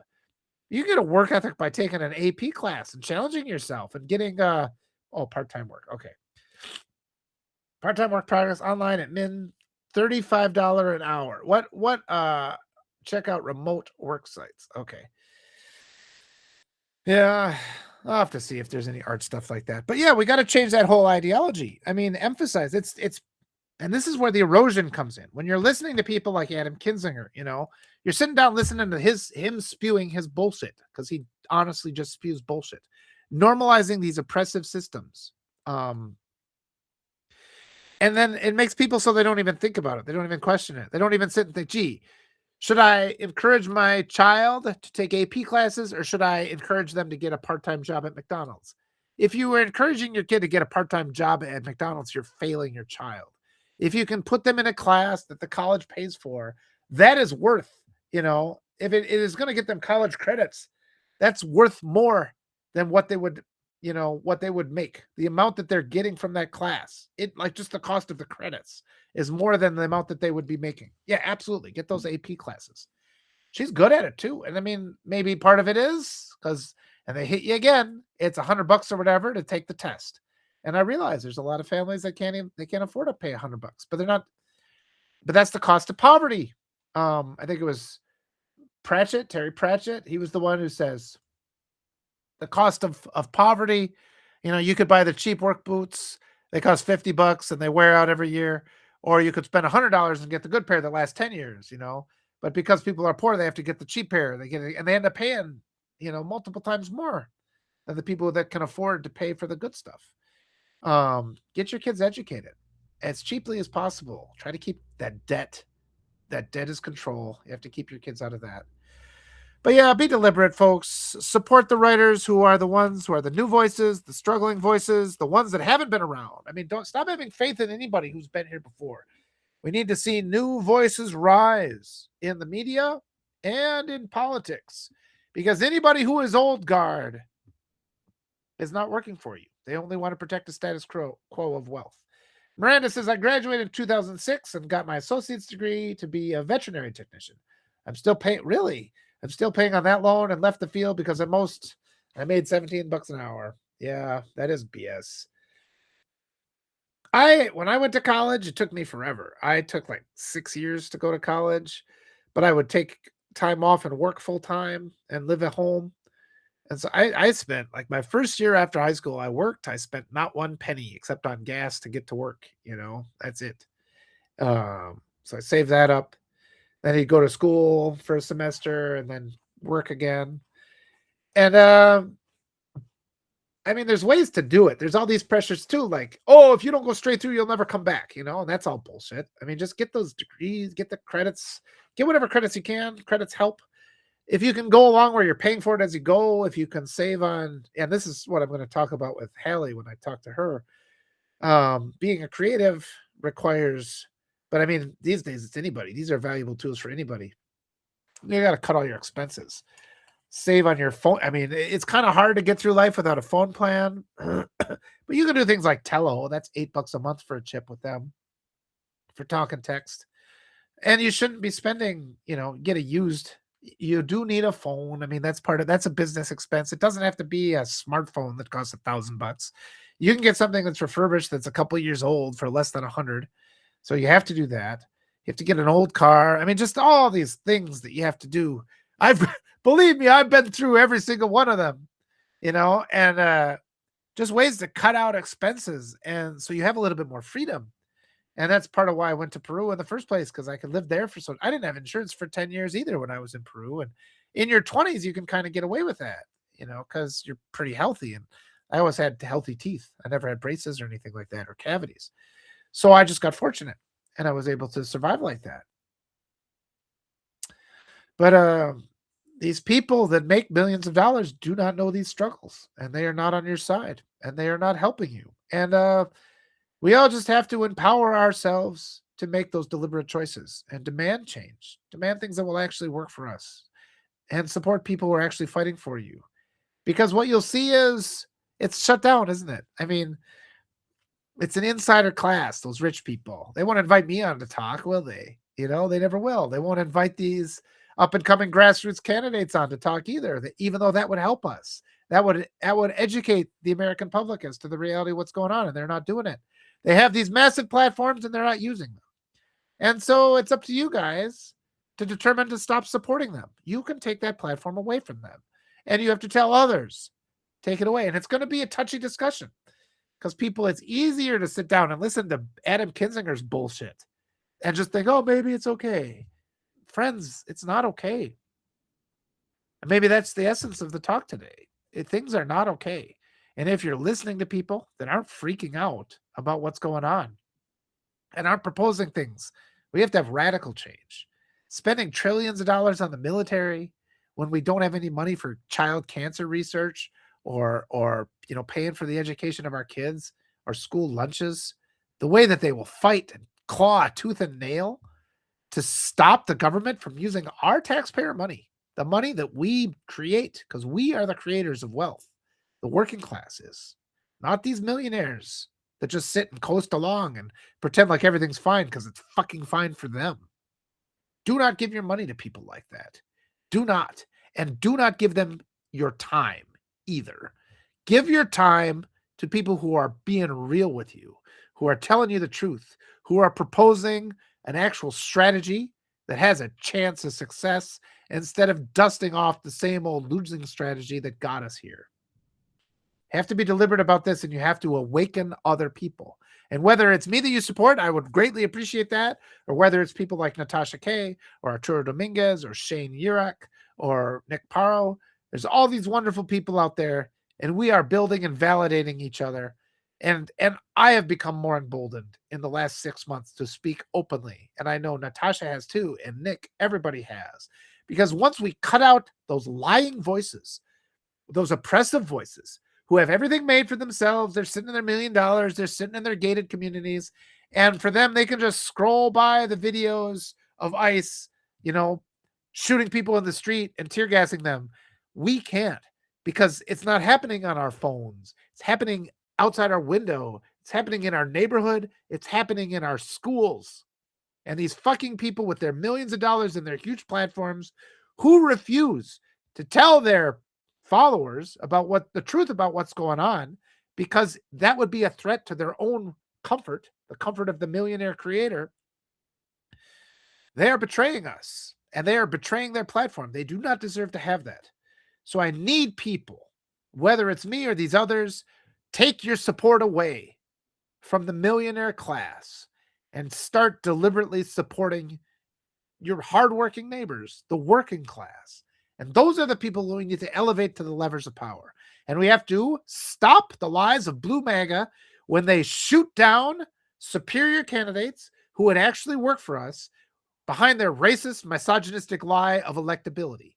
We cannot allow the Democrats to have openly racist people in their party. In my opinion, James Carville is openly racist. He says things that drives people away. We cannot allow there to be open proof of vote suppression, whether it's in the primaries or in the general election, and allow Blue MAGA to just push it aside and act like everything's fine and that we can't be the party of election denial, even as they turn around and blame us for not turning out for them. We cannot allow it to continue, that it's normalized, that people will have to stand in line for 10, 12, 15 hours with no water or no place to sit to vote. Voting is your right. You shouldn't have to take more out of your day than 10 minutes. We could have had presidents make that a national holiday so that everybody could get out and vote. Both Democrats could have done that. They could have done that with executive order. We could have ensured and defended the right to vote. But our status quo is not interested in working for the people, because they are just as inept as the fascists on the extreme right. And they know that when the extreme right gets into office and they commit atrocities against our friends and neighbors and our family, all the donations go to the elites in the middle. And all of you have to make that choice to stop doing that. We have to stop doing that. Doing the same thing over and over again is what got us here. We need to do something different. And it doesn't have to be anything extreme. We can be legal. We can be lawful. We have to be. We can be peaceful. Just make the choice to stop supporting millionaires. And just people like start talking about the billionaire class. It's people with like $5 million. And remember, these guys are so incompetent. They're going to destabilize the total value of this country. If they're rounding up workers, who's going to do the work? Nobody. And if nobody's doing the work, there won't be any food. And these are the realities. If they fire all the capable air traffic controllers, we have mid-air collisions. And there was just another report of a bunch of servicemen who were killed by planes crashing together. I mean, they fired all the overqualified black women and black men who were in all these positions. They elevated white supremacists to jobs they weren't qualified to run, all the way up to the presidency. And now look at the mess that they're making. It's them. And we have to change that. Miranda says, I had to defer my loan multiple times, and these predatory loans, those are unacceptable. We spend billions of dollars every day on bombing kids, school kids, but we can't help out hardworking people who have ability, who want to study, who want to do some good in the world, and have their loans erased. We can't just make it possible. Let's stop having the police. Instead of having the police just say, okay, if you do something wrong, you don't get to go to college for free anymore. Problem solved. Spend that money on something useful. It's frustrating. I feel fortunate to have the ability to pay it almost off. Well, keep going, Miranda. We all have to get through. We have to get through. And I'm, an associate's degree. I mean, you got that degree. They can't take that from you. That's some freedom. Best to you, Miranda. Anne says, we're not okay, and we're not. And we need to start saying it. We have to say it. And you have to recognize that. You have to support the people who are willing to say that, who feel your pain and who are experiencing it with you. Not these millionaires in their gated communities who get online like, well, everything's fine. You guys are being alarmists. We're fucking dying. They're fine, and they want us to give them money. Fuck those people. June and July says, yes, we need to get louder. We are here. We are here. We are here. We are. And we are the ones who do the work. And will it come down to the collective strike? There's a lot of ways that this can turn out. One of those ways is that maybe the white people will just passively wake up and just miraculously not vote for any white supremacy candidates. I'm still not convinced that there's going to be multiple forms of vote. What's the word? Vote restriction. They're going to do it because white supremacists always cheat. Cheating is their ideology. Cheating, genocide, misogyny, rape. That's white supremacy. And they normalize it in our schools. Thank you for the hundreds, Renee. Jason said, anyone else hearing Bring the Noise playing in there while listening to it? I don't know that song. Who does Bring the Noise? I'll have to look that up when I get done here. Oh, well, I'm rounding up. I gotta go. I kind of run out my voice at the end of the day. But yeah, thank you guys. Thank you for listening. You guys are super important to me. This group is the core group. I really appreciate you, and I appreciate the opportunity to walk through these thoughts and these concerns and to just kind of continue to embolden myself. It's a way to kind of practice my own rhetoric and the things I should be talking about. Again, at 1 o'clock Central Time. I keep getting his name wrong in my mind. It's Robert People is what I wrote down on my calendar. He is a congressional candidate in Florida. I'm going to be talking to him. And I like to talk to these candidates just to tell them what I say about James Carville, because I think he's a saboteur. I think he's a Dixiecrat. He is a 1850s Democrat. He says things that, in my opinion, are openly racist, and he drives people out of the party. He's a smug asshole, and I think he's perfectly willing to throw elections. I think what happened in Texas was because James Carville was consulting Tallarico's campaign, and I think he was quite happy to allow Tallarico to win based on the Republican vote suppression of the black community. And then the Democrats don't come out and stand up against that. That's the way to win. Arrest Republicans when they break the law, particularly when it's voting laws. Arrest them. Throw them in all these concentration camps they're building for us, for the hardworking people. So they allow but because that was in the interests of Blue MAGA turns their head. They turn their head when Republicans cheat black women out of elections. And I think we saw that in 2024. Blue MAGA is like, well, we're just not going to do anything. We're going to let that happen because Blue MAGA is just as racist as Red MAGA. All the genocide Schumers and the genocide Jeffries and all those guys. Natasha Kaye writes about it. She worked on the Harris campaign. And because of these Washington consultants, she endured tons of racism. And until we fix that, we're not going to win because we need that black vote to win. But again and again, Democrats are content not to defend the black vote. And then when they lose the general, they blame the black vote. And that is unacceptable, and that's racist. Fat News Daily says, please tell them we're voting on accountability and no DHS. We're here to fight because we're going to make it our party.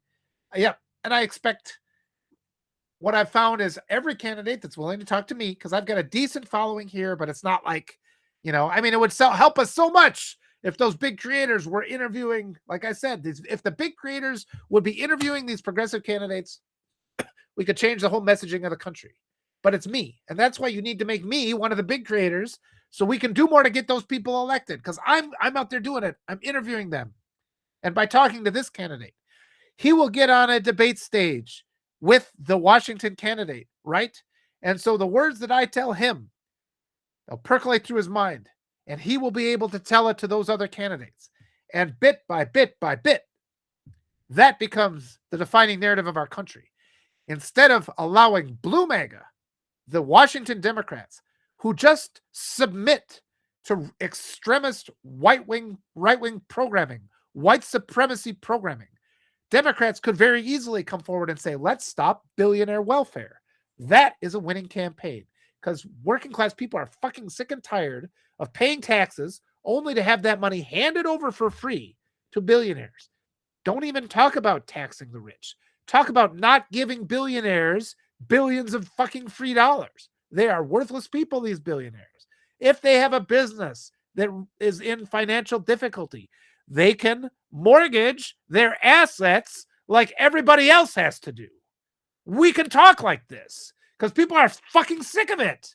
We're sick of working hard, multiple jobs, not being able to afford a goddamn thing, to the point, and having the cops pull us over because the paint's flaking off of our license plates, and that's enough to put you into an economic tailspin because the government just decides to charge you whatever the fuck they want for things like this. This is injustice. And the fact that the right doesn't talk about it, and Blue MAGA, the Washington Democrats don't talk about this, the progressives are talking about this.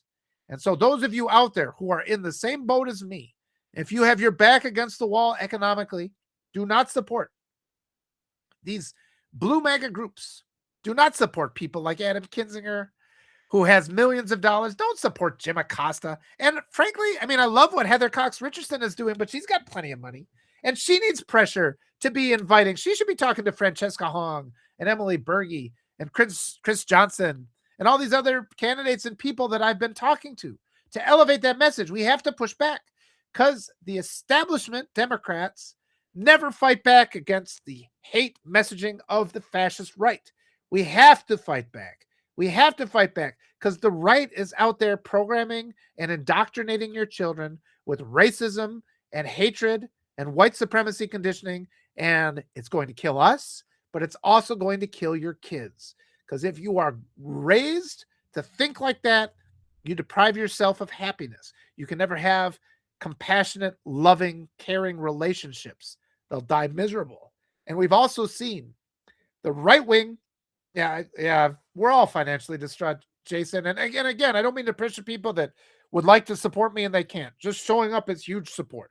And do not take food off your table to support me. The people that make me upset are when they're like, I love what you're doing. And then I jump on and see who they're supporting.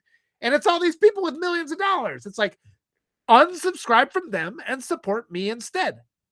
You have to. If you're sincere about what you're talking about, you have to.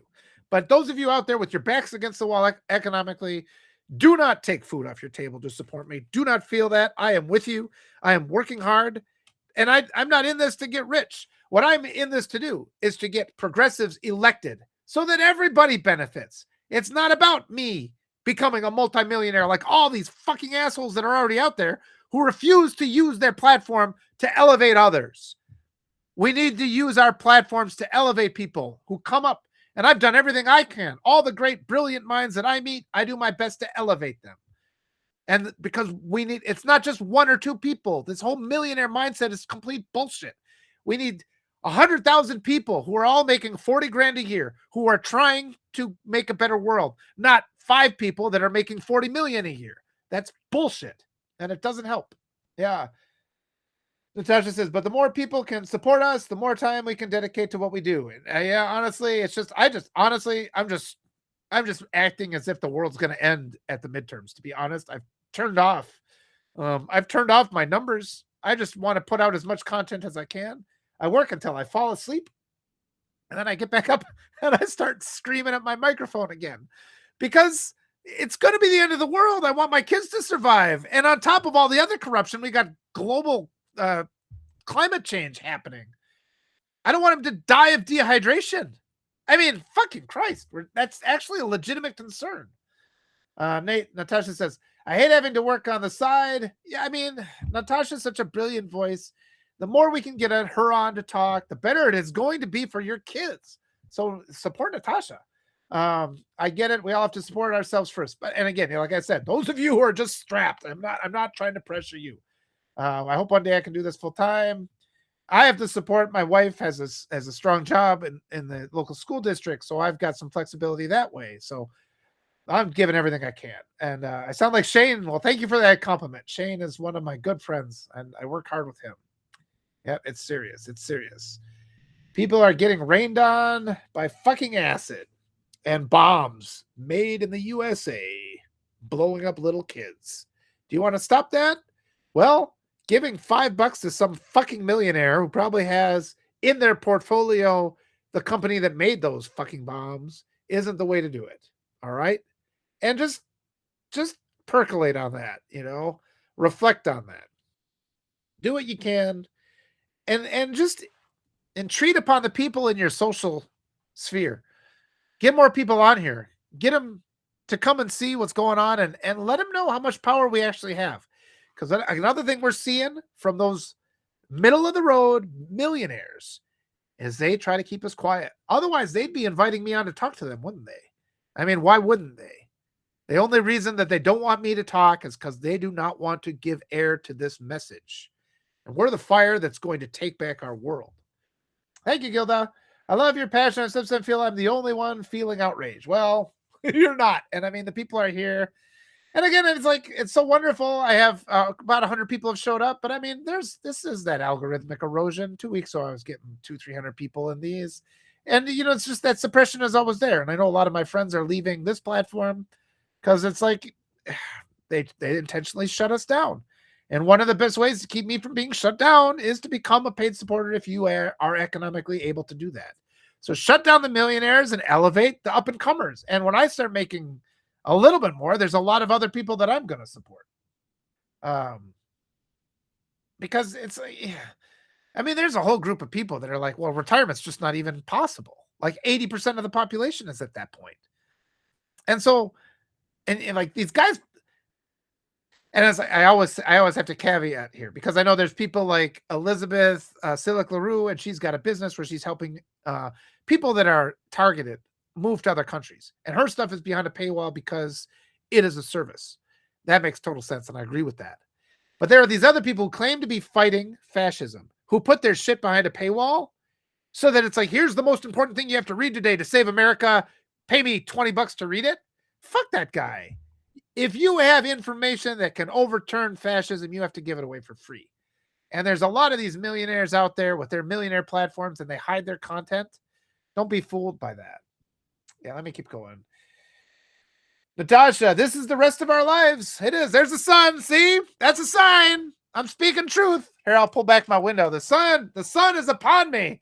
Look at the light. I'm the chosen one.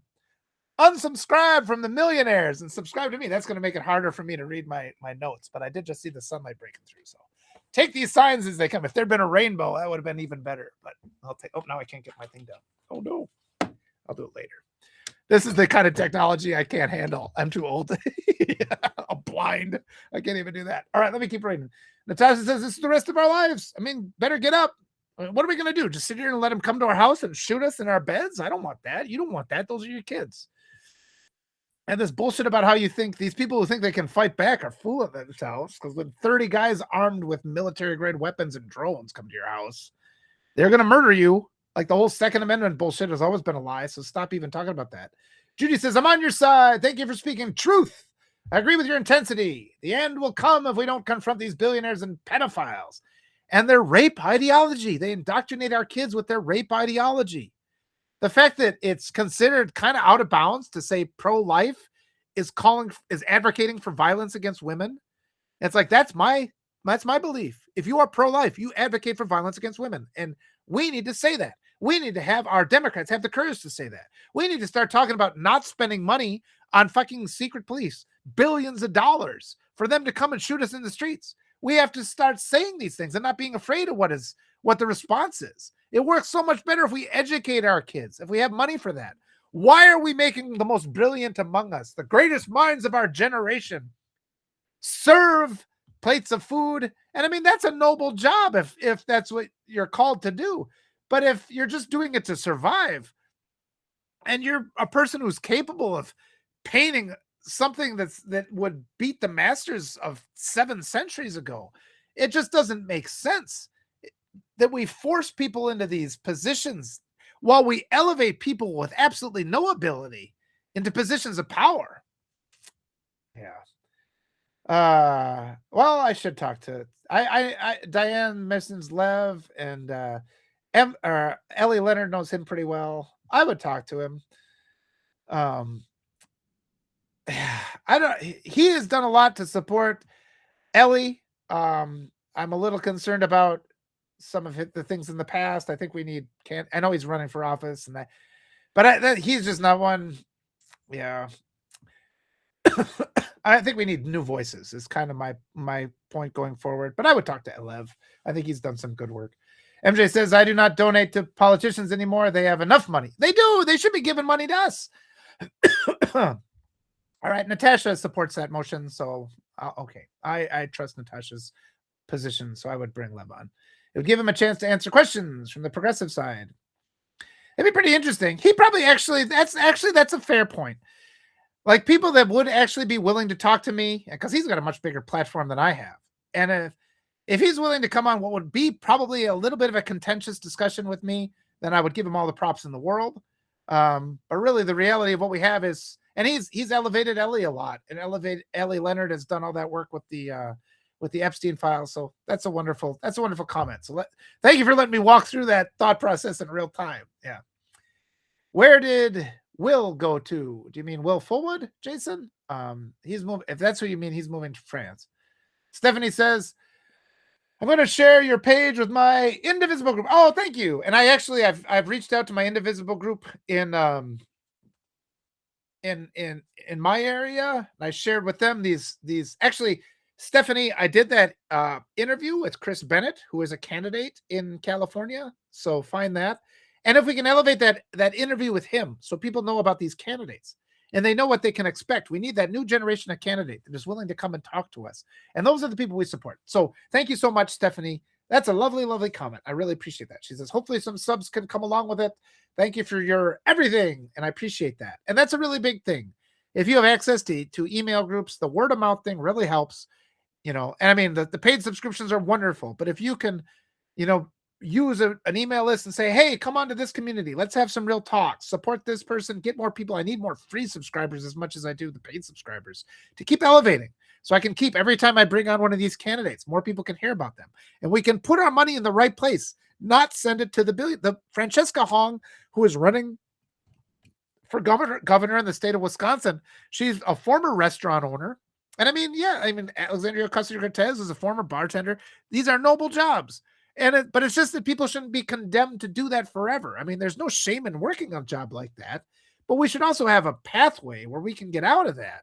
And we shouldn't have people of great talent have to put all that talent aside and defer to these mediocre white supremacist child raping assholes who already had millions of dollars because they stole it from the government and nobody held it accountable. Jason says, Will is currently on Patreon. He said a lot of his work will be done in person once he makes his move. Yeah. Love. Okay, good. Thank you. Haha. Here comes the smiley face. Do. Miranda says, you cracked me up. Good. Thank you, MLR. You are the best. I'll read these. It's all right. You're welcome. MLR says 100. Natasha says, if you're pro-life, you advocate against violence for everyone. MAGA is pro-life, and it is, and MAGA is an ideology of genocide. They're coming for us. They're going to come for your kids. They're a rape. I mean, they are going to rape your kids, murder them, and eat them. That is the Republic. I'm not even fucking kidding. That is what Republicans, they're going to probably, and then work them to death. Yeah, actually the opposite. Oh, yep. I'm sorry. I'll reread that with the correction. Natasha writes, if you're pro-life, you advocate for violence for everyone. So I got that right. Sorry about that. Tamara says, teach kids at home so they know what they are dealing with. And that's a big thing because they get a lot of pressure. And I know my daughters are constantly working through, and I see them because I don't want to pressure them, but then they work through a lot of the false messages they get at school. And it's a way through it, but they do need that support. June says pro-life is not an ideology. It is permission slip to be hostile towards women and children. Right. Yep. And Stephanie says it's pro-child torture. Correct. And pro-torture of women, especially non-white kids. So infuriating. Exactly. It's the complete, I mean, women dying out and bleeding out in parking lots because they can't get a treatment for an ectopic pregnancy. We got all this stuff about parental rights being given to, rapists. I mean, it's just this country, it's sick. Natasha says the complete opposite of anything ethical. Michael says, isn't the problem that we are a post-outrage society now? And the more you scream, nope, I don't agree with that. The more the norm becomes to turn away from the person sounding like the sky's falling.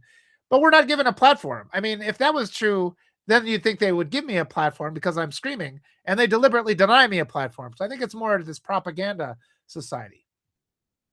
So don't progressives have to be strategic and how to be convincing? I don't think so. I think right now everybody's outraged. We have to live and be examples of how to walk the walk as well as talk the talk. I appreciate your presence. That's an interesting comment, Michael. I appreciate that comment. And I think it actually falls into, though, the indoctrination. You have to be calm. Oh, I appreciate what you're saying, but the tone you're using is, and we can't submit to that. We can get mad. Say, hey, you know what? Stop raping kids. Stop raping kids. And I think that is an effective message. But I do see what you're saying, Michael, and I appreciate the opportunity to walk through that. Jason says, I think he's honest about his desires to redeem himself. Yeah. Yeah. Well, I mean, that's the other thing. It is really important. I've come to this conclusion before. When people that were the former insiders turn around and pivot and help give platforms to up and comers like me, then they are walking the walk then. And I do give them credit, even if I don't necessarily want him to be in Congress, but depending on who he's up against, maybe he's the right choice. Natasha says, yeah, I have a lot of concerns and questions. Me too. Yeah. Yeah. If he was willing, that would be admirable. That would be. But I want to know what he stands for. Okay. I bet he would actually answer some of those questions. I've seen him pretty good in the past. So, and who does he work for? Yeah. Christopher Armitage. I don't know who that person is. Yeah. But I mean, it's not just the president who's the problem. It's the whole mechanism that artificially placed him where he doesn't deserve to be. Maybe I have seen that name, Chris Armitage. Prison changes a person sometimes. Yeah, I mean it should, and we should have redemption if we're gonna have these prisons. They shouldn't just be torture camps. Yeah. And Natasha says the most important thing is that we are spreading the truth and empowering people to speak their truth and not listening to this brainwashing and indoctrination that prevents us from speaking. Allowing others to digest it and pass it on too. Agreed. We just need people to wake up, and we do. And if you have to yell to wake them up, yell. We have to come together. Yep. And stop listening to the lies of blue MAGA that are just as much designed as red MAGA to divide us. Recognizing truth. I love these comments. You guys are doing great. Taking accountability. Yep. Lev is progressive. I like him. However, any former MAGA conservative, I don't want to see in office. And I think that's kind of true.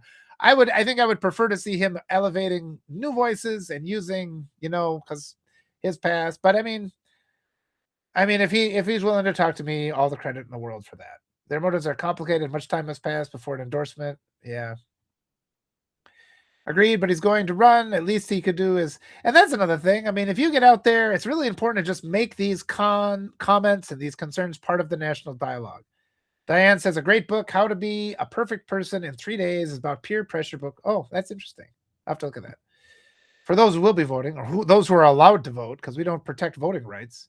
Jason said it's mostly men who are pro-life. Idiots.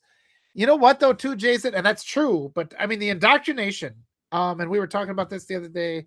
There's so many people. I've seen so many people get indoctrinated with that white supremacy ideology. And it's to the point. There's men who fill out their wives' ballots, and that actually is voting fraud. But it's just so normalized in conservative communities that, the ownership of women.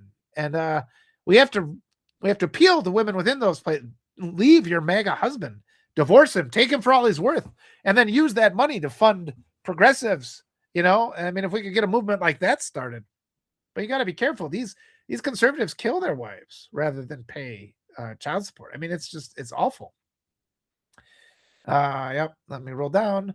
I would say it's worth asking for. Yeah, that you're right. Armitage is legal work. I have seen that name before. It's just not. I'm just tired again, I guess. Michael says, if you're going to get the votes in this current system, the screaming talking head is wrong. Absolutely wrong, Michael. That's wrong. I think the screaming talking head absolutely does work. And this idea of deferring to that old school talking about, oh, this is how we have to win. It's bullshit because they keep losing. And the people keep promoting that they lose. We can scream about justice. We can scream about how we want justice for pedophiles. And actually, Michael, look, because the guy currently in office, he's a screamer, isn't he? And he's the one who has screamed and screamed and screamed and always gotten in. So it's really funny to me, I think, when people say, oh, we can't do the things that Republicans did because that's not an effective way to win. But the Republicans keep winning, right? Let's scream back at them. We drown them out. We do need votes. So we should protect the black vote. We should be respectful. We should listen to people, rather than lecture them. That's how we get the votes. And we defend them. When they cast votes, we go in there and we make sure they're counted, and we arrest Republican white supremacists for voter fraud. All right. Jason said he stands for truth. He says in the power of positivity, his sisters had very good influence on him. Is that Lev again? A wonderful writer and subject, very progressive. He mentioned he wants to go to Wisconsin, so I thought of you. That's Chris again? Okay. Put me in touch with these people if you can. I would love it.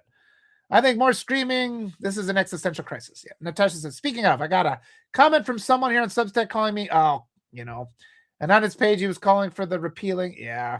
That was probably a bot. I mean, you shouldn't have to deal with that. Block that person. That's hard, though. I'm sorry you have to deal with that. I get death threats. I've had people tell me they're going to burn down my house and rape my kids. And, of course, the police never do anything about it. Nobody does anything about it. And they're allowed to do that. So I'm damn right I'm going to scream at them. Yeah. Sorry for that, Sasha. Inside, and Fat News says, inside voices are fucking respectability. Yes. And yeah. We have to, they lecture us not to yell because they're afraid of our voice. And we're not being heard, so we got to yell. That says I'm going to post it. Yeah, do that. Screenshot, he should be banned if he's not. I report it. Good. Jason said, one of the best comments I've seen in Substack was, my ex is MAGA. Yeah, that's funny. I'm not even going to read his handle, but yeah, that sounds like a Russian bot. We are too silent. Yeah, we absolutely have to shout Republicans into silence. MJ, the people in power are raping, murdering, and eating children. We have to yell. That's what we're screaming about. Fuck.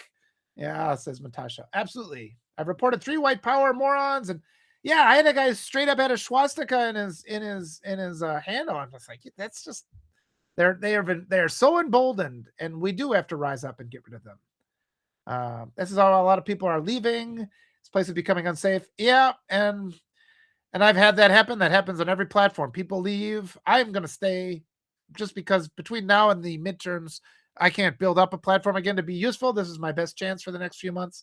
Don't know what's going to happen 6 months from now, but I can take those guys on, and they're less likely to come after me. But a lot of my content creator friends who are in the Black community and the transgender community, they get attacks that I don't see. So they're always on the front line, and we have to support them. So don't support the millionaires. Go and support Black women and creators who are transgender. And then I mean, like I said, Heather Cox Richardson is doing great work, but your money goes a lot farther if you don't support her and you support somebody like Natasha K or some transgender creator. It goes a lot farther then. Authentic Rage works, unlike Schumer. That guy. Anyone who doesn't fit their perfect. Yeah, Natasha says anyone who doesn't fit their Groyper white supremacist standard. Yeah. Jason said they did take them down. Awesome. I wrote a novel of why each time. Natasha says, I'm staying, not leaving, but definitely saving my things. And that's another case where I respect people who have to leave. I respect people who stay. We don't want to judge people. We don't want to pressure people for not leaving a platform because we do need to have a base on these platforms. People do have to stay. I mean, people who retire from these government jobs, I wish they'd stay and continue the fight. Stand up to it is constant stress, but white supremacy is always bullying. They always get a group of them and come at you in a bunch. So we have to have these brave people, the ones that are standing by themselves on the front lines. They're the ones we have to support, not the millionaires sitting in mansions who aren't really out there fighting for us at all. Sharon says Black women and men. Absolutely true. Absolutely true. Good. Natasha's going to other platforms. I don't know if you're on Medium yet, but I'm a boost nominator there, although they're not necessarily boosting that much lately, but I can help you there. Jason, I'm not willing to give in to the fucks. This platform called to me because it's meant for creators. Yes. And I'm staying too. Side by side, solidarity. I truly enjoy it right now. I love it. So I have no intention of fully leaving, but I do want to have something set up as and that's important too, in case you do have to pivot. Patreon, Medium. There's a lot of options out there. We need to start our own platform, maybe. Yeah. And actually, that would be something that we need some billionaire to do because we don't have the funds, but we should, or some conglomerate. There should be a left-leaning platform because we've allowed the right to buy up all the media. They've bought up all the local newspapers, so there's no more investigative journalists. And we do absolutely need some massively well-funded platform that elevates merit rather than the white supremacist narratives. Natasha says, Marlon Williams said something about creating a media platform with Arturo. Yeah, they just launched that, I think. I I didn't quite catch what that is. I glanced at it though. That's out now. I understand. Natasha says we don't need a billionaire though.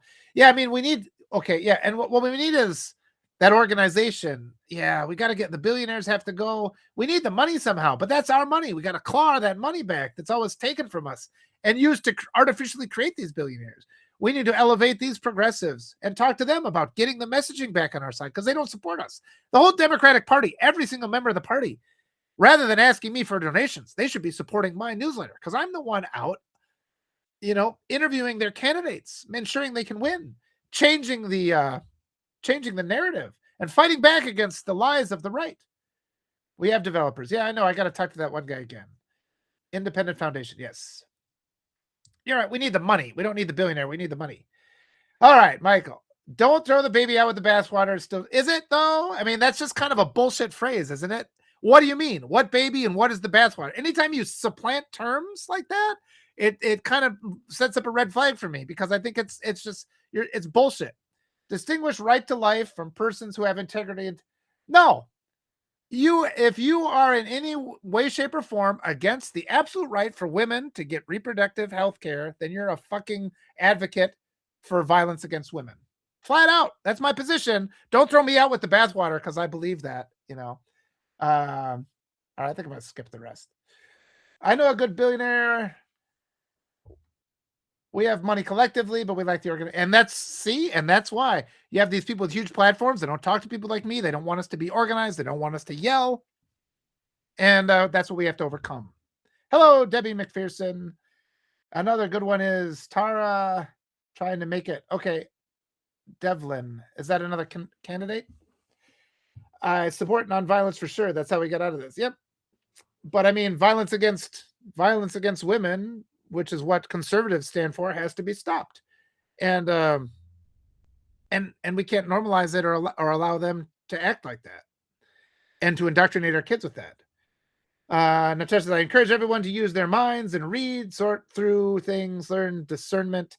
Yep. They don't want us reading. They're the book burners. The right wing is the book burners.